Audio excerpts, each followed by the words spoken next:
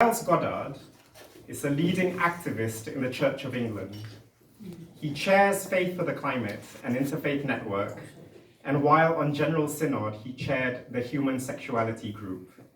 He is a former chair of Inclusive Church and is vicar of St. John's, Waterloo. And I think there's so much already in these few lines that, tells you who this person is and what he stands for. And I count myself very lucky to have known you for, I was counting this morning, it's been 14 years and 10 months that I've known you. And we've been together for 14 years and 7 months.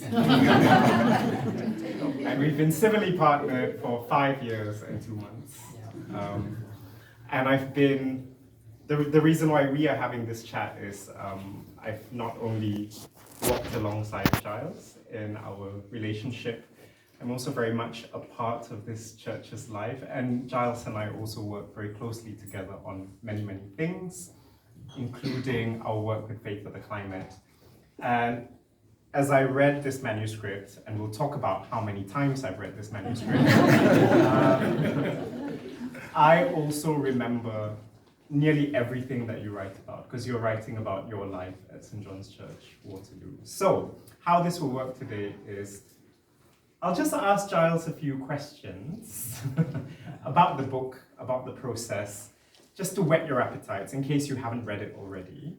And then if we have time, we'll open it up to a Q&A if anyone has any burning questions. But we'll aim to finish this conversation by 7 o'clock, right? So that you can all queue up again and buy more copies.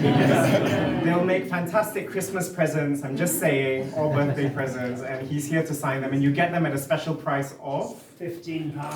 Bargain. Thank you, Joyce. Can I have? I wouldn't mind. So you already have an idea of the writing process of this book. To write it and finish it.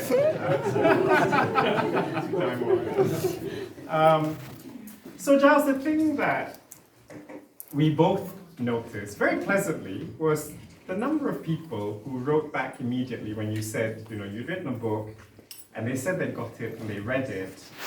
And we'll come to the feedback, exactly what people have said. Like, the feedback has been really, really good. But one of the things that people have said is that they're surprised. And what they're surprised by is your frankness and your honesty. Now, to me, this is not an alien genre. Christian spiritual writing is not a new field. We've read books by Karen Armstrong, Brian McLaren, you name it, Anne Lamott. And the people who've read your book, I think, are no stranger to this genre of religious writing and life writing. How has that landed with you, the fact that people have liked it, but they've also told you, we're surprised? Where do you think that's coming from? Yeah, people said it's brave, and they said it's very honest, you've been very honest. And I think they're really talking about the sex and drugs. I suppose I have been, but I kind of felt I had to tell the whole story, because I thought there's no point in writing this kind of book, it is an autobiography, it's about my journey, if you can't talk about everything. And also being honest, because I think so many people, both within the church and without, we try to kind of reconcile all the different parts of our lives. And sometimes we don't manage to.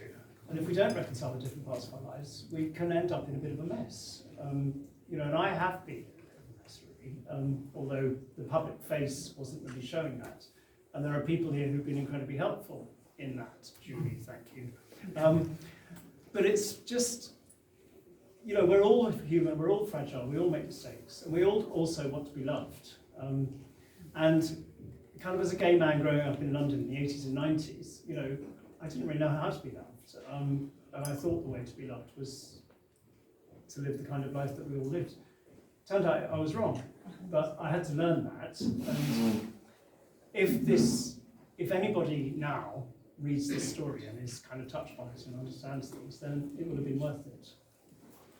But yeah, I'm now over 60 and those days have passed. I'm also married. So that helps. No, not officially.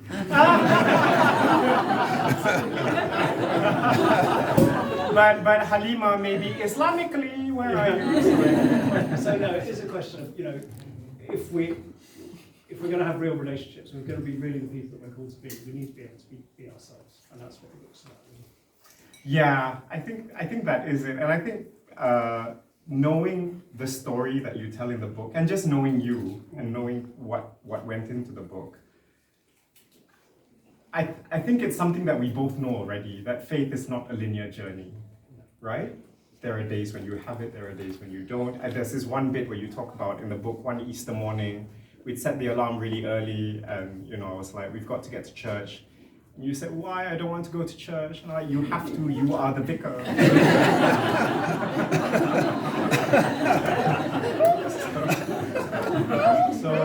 So there's stuff like that happens in the book. But there's also the real existential stuff of moments of really not believing. And those moments do come back. And you talk about that. And I think maybe that's something that we take for granted because we know this life intimately. But people who have an idea of what faith is might find that surprising. Yeah. I think the other thing that might surprise people is, I think what generous faith means here is that you write very authentically as a gay Christian priest for largely a Christian audience, but you never claim that Christianity has a monopoly on truth or salvation or wisdom or love or anything like that. And I think you can see that from the people who have endorsed your book. So there's Rabbi Jonathan Wittenberg, who's the chief rabbi of Masorti Judaism in the UK. There's Professor Jagdejuti Johal, who is professor of Sikh studies. So I'm hoping people are surprised by that as well, that this is a book that's generous about faith in that way. The other thing I wanted to segue into was, there's the usual stuff that you write about that's in the headlines, the macro politics of church, right? So how you as an openly gay Anglican priest have been challenging structures and institutions for decades. I think what's a lot more special about this book is your honesty in how you have been challenged on other things like climate. You have an episode here where you talk about a member of the congregation who challenged you about accepting money from Shell. You call yourself, an inclusive priest. How could you possibly accept money from a fossil fuel company?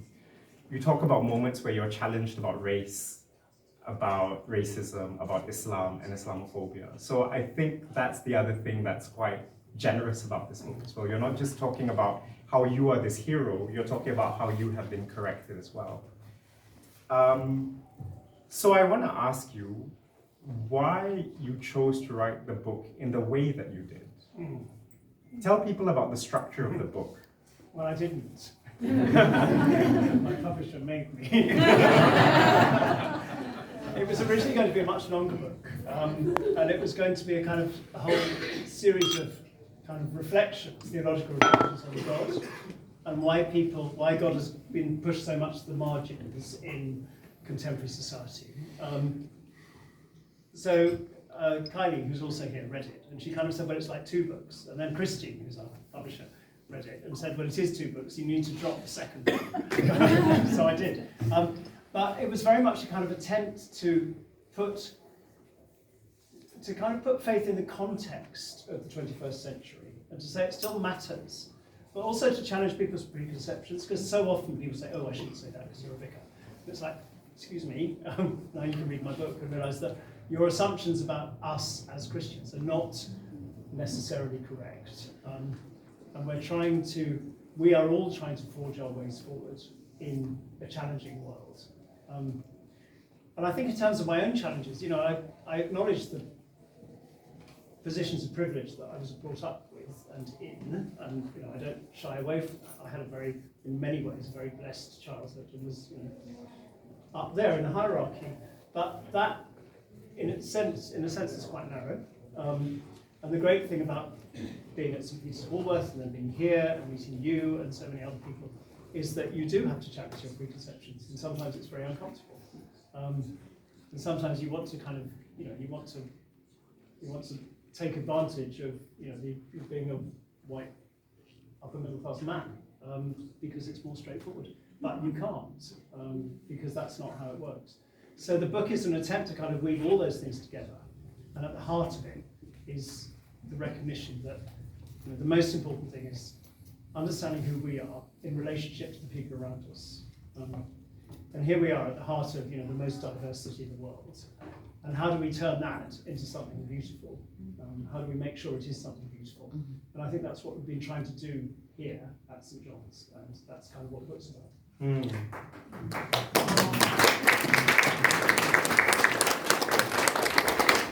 But I think there's more to it than that as well, and I'm glad you brought that up, because it's easy to see like, oh, the church as an institution is this big bad thing that's doing these things that are not in step with the times that we live in.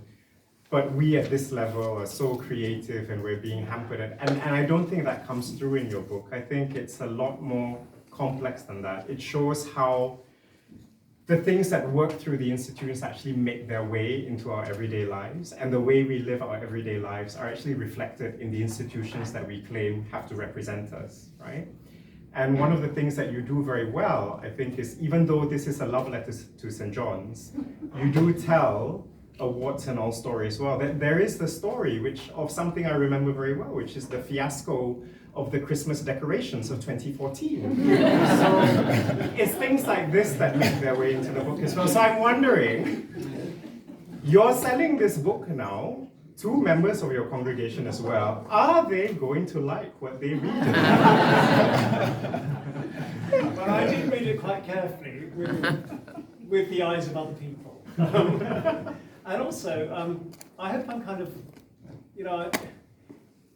it's not an angry book, because there isn't anger there. And there's the recognition that, if you've got a congregation of 100 people, you can do the maths. That's 100 factorial number of potential numbers of relationships. And some of those are going to go wrong sometimes. And you're going to be in a position sometimes where your relationship with a member of your congregation goes wrong. But I think what we always try to do is to lift people's eyes up to the horizon.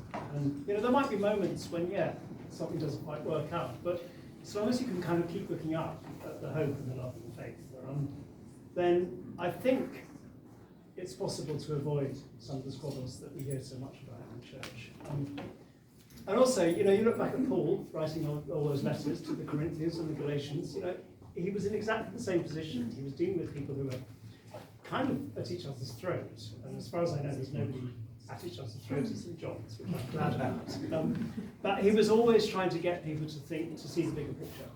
I kind of think that's the role for all of us, but particularly the role for Vicar. It's about saying, God is love, and those who live in love live in God, and that's what we're trying to live out. And we're human, and we're fragile, and we make mistakes, and also that's all, that's part of our story, and we have to own that story as well as the story of hope and light. And I think, and again, so this is a book that covers all this ground very elegantly, I think, and enjoyably. So there's the memoir stuff, there's the reportage, there's like the politics that it covers, but there's also a rereading of scriptures and your relationship with the scriptures that I think is very important. I mean, at one point, I don't know where now because I've read this many times, but where you talk about, and I remember this because we were there at morning prayer, you were like, oh no, not reading from Jeremiah again, grumpy prophet, why do we read him? But then you talk about how your relationship with the prophet Jeremiah changes as well, as you experience things, as you see things. And I think that's really lovely.